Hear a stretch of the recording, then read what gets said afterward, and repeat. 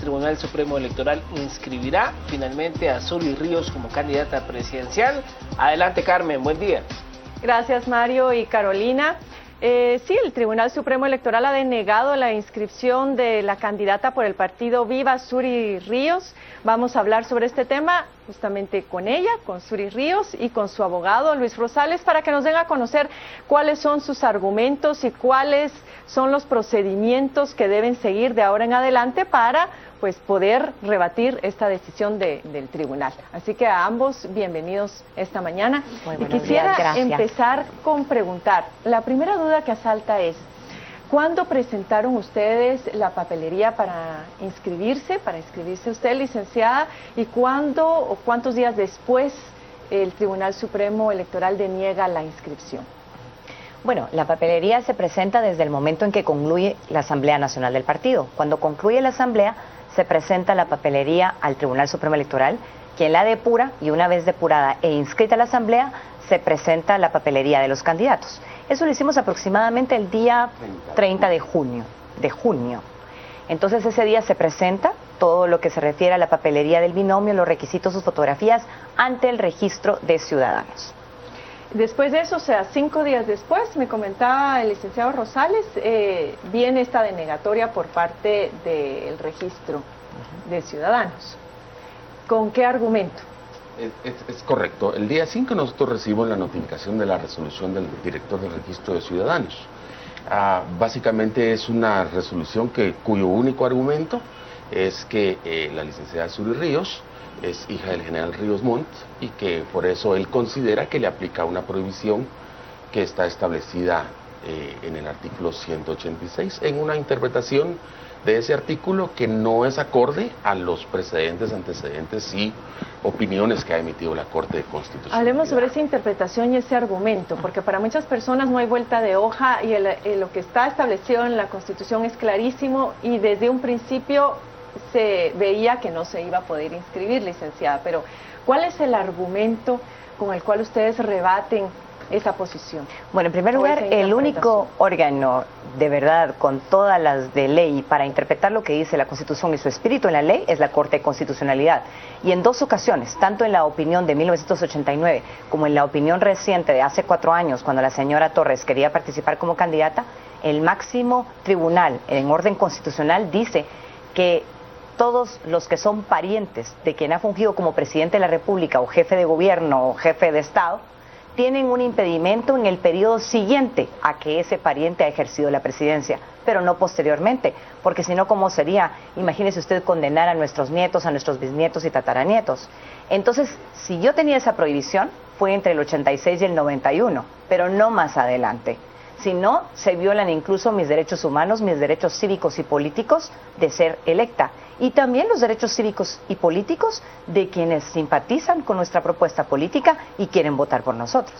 Yo infiero entonces que esta era la garantía que ustedes tenían al momento de que usted se animó a participar como candidata a la presidencia de la República, esos antecedentes en cuanto a la aplicación de esta normativa. Así es. Es correcto, es decir, sí hicimos obviamente los análisis jurídicos mucho antes de que la licenciada Zury decidiera participar en esta contienda electoral y por todos los lados donde lo abordamos el tema, en el tema constitucional, en el tema electoral, en el tema de derechos humanos, siempre llegamos a la conclusión ineludible de que ella no tiene absolutamente ninguna limitación para poder optar al cargo de presidente de la República. ¿Y de dónde sale esto de que esa prohibición era para el periodo inmediato siguiente?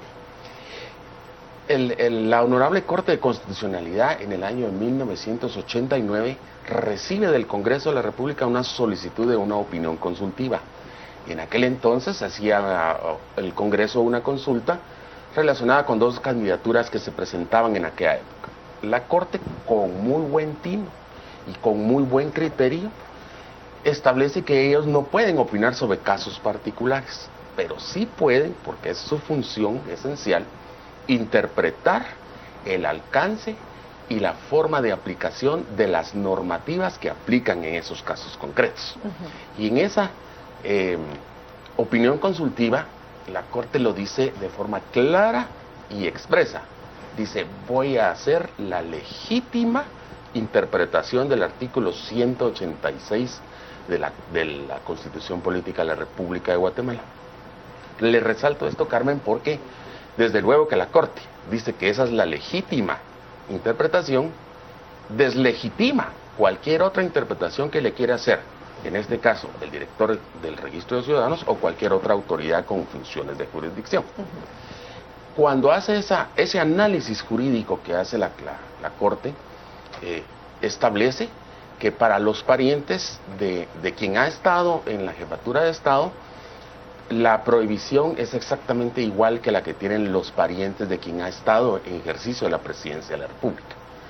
Y que esa prohibición únicamente le es aplicable para el siguiente periodo en el cual el pariente ha estado en el ejercicio de la función de presidente o jefe de Estado. Es decir, lo aclara, lo dice taxativamente y así debe ser aplicado y ha sido aplicado durante toda la historia constitucional y electoral de Guatemala desde el año 89 al día de hoy. Es decir, ¿qué es lo que procede entonces ahora ante el Tribunal Supremo? Porque existe la duda de que como ya anoche se cerró el periodo de inscripciones, como que el proceso quedaría parado allí. Entiendo que el Tribunal Supremo tiene la obligación de seguir conociendo y ustedes presentaron este recurso de nulidad el día lunes, que tiene el Tribunal Supremo 3 días para resolver, es decir, se estarían cumpliendo el día de mañana y a partir de ahí, ¿qué más pasaría, por ejemplo, si el registrador decide que aún con los argumentos presentados no procede la inscripción? Bueno, obviamente la ley establece todas las instancias en el proceso, está la instancia de la Corte Suprema de Justicia y hasta llegar a la Corte de Constitucionalidad. Todo eso está contemplado dentro del proceso legal, pero nosotros ya iniciamos el proceso desde el momento en que presentamos a inscribir la asamblea del partido. O sea que a nosotros no se nos cerró ningún momento de inscripción, sino que nuestro proceso continúa, ya estamos ahí, nuestros expedientes están ahí, ya es solamente que llegue el Tribunal Supremo Electoral al consenso y realmente a la interpretación de la ley que compete y simplemente ser inscritos. La Constitución Política de la República nos garantiza ese derecho a la participación, los tratados internacionales de derechos cívicos y políticos nos garantizan esa participación y yo no quisiera pensar que simplemente porque mi ideología política es distinta, yo no tenga, por ejemplo, los mismos derechos que Jacobo Arbenz Vilanova tuvo. Y preocupan los tiempos también, porque ayer el licenciado Valenzuela, magistrado del Tribunal Supremo Electoral, decía que en términos logísticos toda esta situación tiene un impacto porque no se pueden imprimir las papeletas hasta que no haya certeza de quiénes son los candidatos que van a correr. Sí, por ejemplo, en ese caso hipotético, en ese escenario, que el Tribunal Supremo diga nuevamente no. Esto se va, creo que a la Corte Suprema de Justicia. Y la otra instancia sería la Corte de Constitucionalidad. El proceso electoral es el 6 de septiembre e imagino que las papeletas tienen que estar ya impresas con mucho más anticipación. ¿Es posible o es real pensar de que todo esto se puede ir evacuando oportunamente antes del 6 de septiembre? En la ley electoral los plazos de impugnación y resolución de esas impugnaciones son bastante cortos. Están establecidos de 3 días, incluso para interponer el recurso de amparo es apenas de 5 días. La rapidez en la definición que tiene que haber en las candidaturas y las personas que vamos a participar en el proceso electoral del 6 de septiembre, obviamente es interés no solo de nosotros, en este caso particular, sino que lo es de las autoridades electorales, precisamente por lo que usted mencionaba, Carmen. El 6 de septiembre son las elecciones y previo, al menos 30 días antes de eso, debe ordenarse no solo la impresión de boletas y de elección, sino que hacer toda la logística propia del evento que va a tenerse. Así que nosotros creemos que no debiéramos de llegar hasta las instancias del amparo. Creemos que los argumentos son sólidos, creemos que el Tribunal Supremo Electoral tiene hoy en sus manos toda la documentación, información, legalidad para tomar una decisión en este momento. Solamente es documentación, no se les concede audiencia para que vayan a exponer sus argumentos, todo es documental. Así es, Carmencita. Ahora bien, en términos de los efectos que pudiera tener una negativa por parte de todas las instancias para que usted participara, ¿cuáles serían los efectos que esto tendría sobre el partido político? A nivel de quienes están postulados para las alcaldías, para las distintas diputaciones, ¿Cómo lo ven? ¿Cómo lo analizan? Realmente no cabe una negativa, porque si estamos en ley y de acuerdo a nuestro sistema constitucional, nosotros tenemos garantizada nuestra participación política. O sea que aquí no cabe ningún no. No puede ser una decisión arbitraria, tiene que ser una decisión dentro del Estado de Derecho y dentro del marco jurídico que nos regula y que tenemos. Que a algunos políticos no les guste mi participación, eso es otro tema. Pero realmente nosotros estamos en ley, no estamos jugando. Los alcaldes, los diputados, ayer mismo me hablaba el secretario general del partido, están apoyando, están con mucho ánimo, con mucha fuerza. Ellos ya han pasado un momento dificultoso en la elección pasada con su propio secretario general de ese entonces, por otra razón.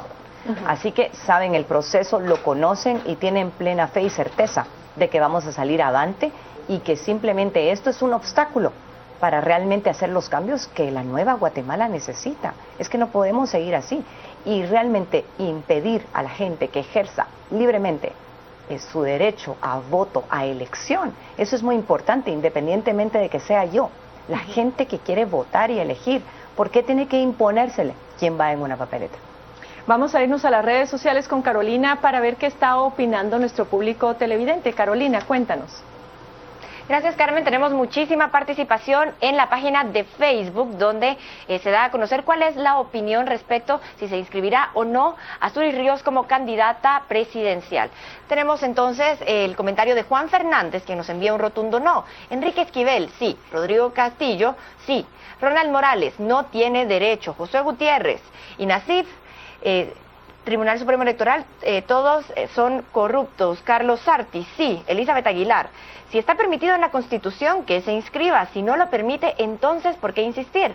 Mayra Ramírez, sí lo creo, pues no existe el argumento legal para que no le permitan inscribirse. Daniel Unashi, ella tiene derecho. ¿Por qué pagar por lo que hizo su padre? ¿O alguien tiene que pagar por los errores de los padres?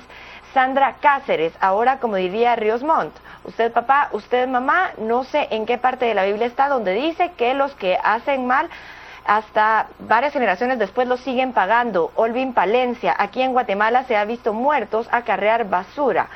Amalia Moscoso, sí. Xiomara, ¿y por qué inscribieron a Sandra Torres? Ella fue guerrillera. Aura Marina, sí, que la inscriban por ser mujer. Ricardo Manuel, según la ley sí puede participar, porque el inciso C que le aplican a ella es bien claro, cuando el presidente golpista estuviera ejerciendo. Yo no entiendo por qué el español es el que ellos entienden. Carlos López, sí, que la dejen inscribirse. Veamos qué tanta fuerza tiene la señora. Leonel Figueroa, no.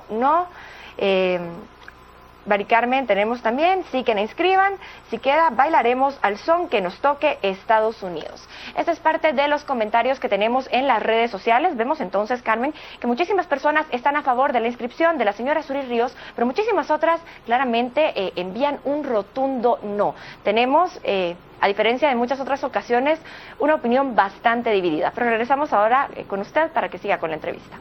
Gracias Carolina.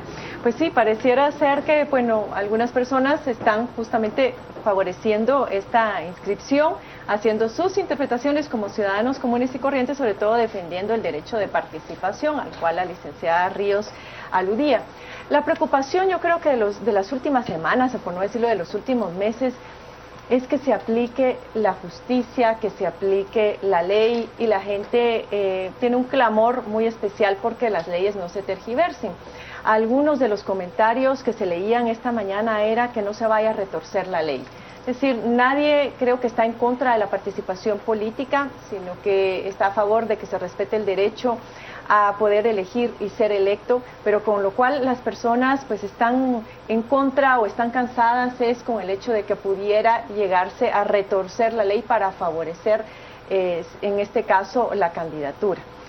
Ahí asalta la duda, y algo que fue cuestionado en días pasados es el por qué Viva había apoyado el nombramiento de Manuel Duarte como el magistrado que va a llenar la vacante del actual vicepresidente Maldonado. Y eso se vio con cierta duda, con cierta suspicacia, que si no era parte de una estrategia en el caso de que esta inscripción finalmente tuviera que ser resuelta en la Corte de Constitucionalidad.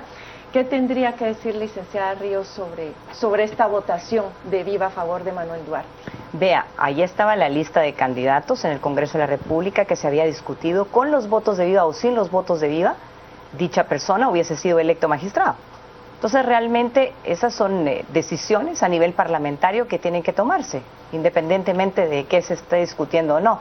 Nosotros estamos en ley y que algunos, por mi ideología política, por mi condición de mujer o por mi plataforma política, no simpaticen con mi candidatura, eso es una cuestión totalmente distinta al hecho de que la ley me garantiza a mí a participar.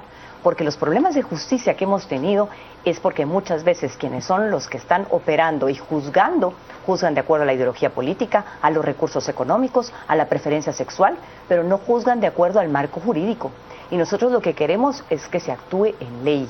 Y si otros, hay jurisprudencia, hay opiniones institucionales de la Corte de Constitucionalidad, porque aquí no es la opinión de una persona, es una opinión institucional, y se lo digo por el tema de los magistrados.